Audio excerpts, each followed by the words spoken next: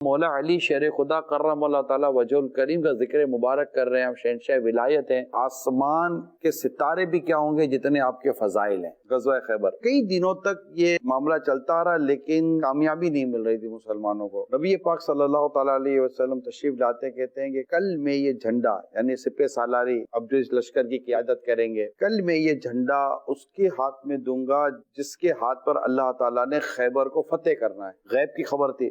یہ بات بیان کرے رسول پاک صلی اللہ علیہ وسلم. یہ وہ ہیں کہ وہ اللہ اور رسول محبت کرنے والے اور اللہ اور اس کے رسول اس سے محبت کرتے ہیں. اب صحابہ کرام علیہ رضوان صبح کو سننے کے لیے کتنے بے چین ہوں گے کہ اس پاک زبان، وہ زبان جس کو سب کن کی کنجی کہیں، اس کی نافذ حکومت پہ لاکھوں سلام. اس زبان پاک سے کس مبارک ذات کا نام نکلتا ہے. آقا صلی اللہ تعالی وسلم تشریف لاتے اور ارشاد فرماتے علی کہاں ہیں. کسی نے کی حضور ان کی آنکھوں میں تکلیف ہے، آنکھیں آئی ہوئی تھی. رسول پاک صلی اللہ تعالی علیہ وسلم فرمان کو بلا لیں. آپ بارگاہ رسالت میں حاضر ہوئے، آنکھوں میں درد تھا، تکلیف تھی. رسول پاک صلی اللہ تعالی علیہ وسلم کا یہ معجزہ ظاہر ہوتا ہے اور آپ نے اپنے لعاب شفا، لعاب دہن، لعاب مبارک، لعاب مقدس، تھوک مبارک حضرت مولا علی کرم اللہ تعالیٰ وجہ الکریم کی آنکھوں میں لگائی.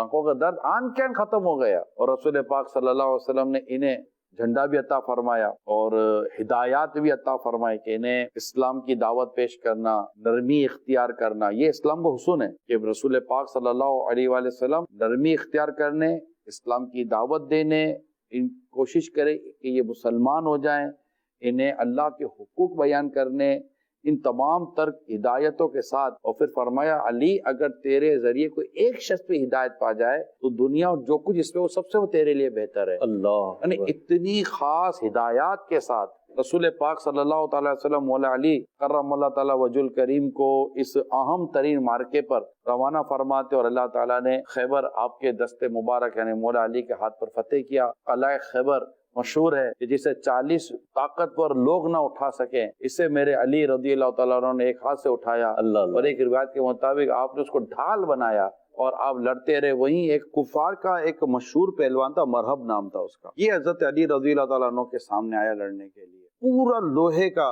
جنگی لباس پہنا ہوا تھا، آنکھیں نظر آتی تھی. حضرت مولا علی کرم اللہ تعالیٰ وجہ الکریم کو اس سے جو للکارا. اب تو حیدر تھے نا، حیدر شیر کو کہتے ہیں اور کرار پلٹ پلٹ کر حملہ کرنے والے کو کہتے ہیں. تو آپ تو شیر تھے، شیر خدا ہیں، اسد اللہ ہیں. آپ نے ایک تلوار کا وار کیا اس کے سر پر، اس کے 2 ٹکڑے کر کے پھینک دی. مولا علی کرم اللہ تعالیٰ وجہ الکریم کی اتنی کرامات ہیں کہ بیان سے باہر ہے. آقا مدینہ صلی اللہ تعالیٰ علیہ وسلم نے ارشاد فرمایا علی سے منافق محبت نہیں کرتا اور مومن علی سے بغض و عداوت نہیں رکھتا. یعنی جو مومن ہوگا نا اس کے دل میں مولا علی کے لیے بغض و عداوت نہیں ہوگا. نبی پاک صلی اللہ تعالیٰ علیہ وسلم فرماتے ہیں کہ حکمت و دانائی کے 10 حصے ہیں، 9 علی کو، 1 بقیہ کو دیے گئے. تو یہ مطلب میرے شیر خدا علی المرتضی کرم اللہ تعالیٰ وجہ الکریم کی شجاعت بھی یہاں پتہ چلی، آپ کے فضائل پتہ چلے، آپ کا مقام و مرتبہ پتہ چلا، اللہ اور اس کے رسول سے جو محبت اور اللہ اور کے رسول کو جو آپ سے محبت اور تعلق ہے، ان سب کا ذکر بیان کرنے کی کوشش کی.